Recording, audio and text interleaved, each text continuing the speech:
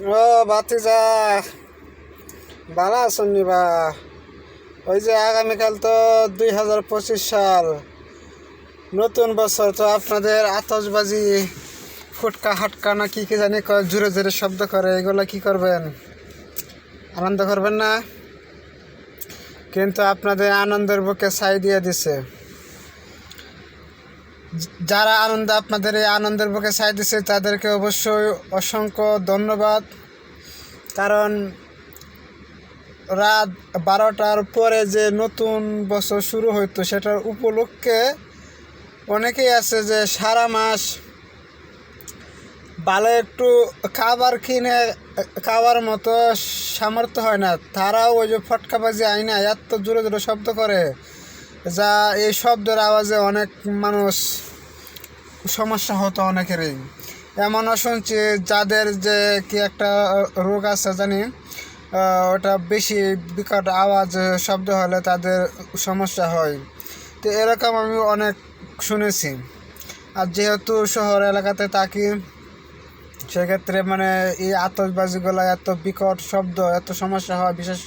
বিশেষ করে যাদের ছোটো বেবি আছে তাদের ক্ষেত্রে আপনারা জানেন অবশ্যই। তো এরকম বিকট আওয়াজ হলে কি সমস্যা হয়। তো এই সমস্যার সমাধানে যারা এই ছাদে ওইটা আতশবাজি ভাজাবে তাদের জন্য সর্বনিম্ন জরিমানা 5,000, 1 মাস জেল। আমি তো অনেক খুশি হয়েছি। তো চান্দু, যদি তোমার আতশবাজি চালানোর শখ জাগে তো ছাদে উঠবা, ওইটা আতশবাজি চালাবা, আর 5 থেকে 10,000 টাকা জরিমানা দেবা, সাথে 1 মাস দণ্ড আছে ফ্রি।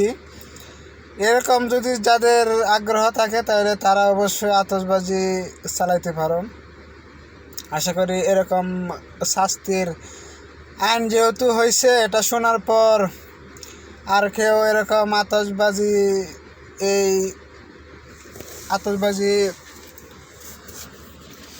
ফুটানোর সাহস আর কারো হবে না।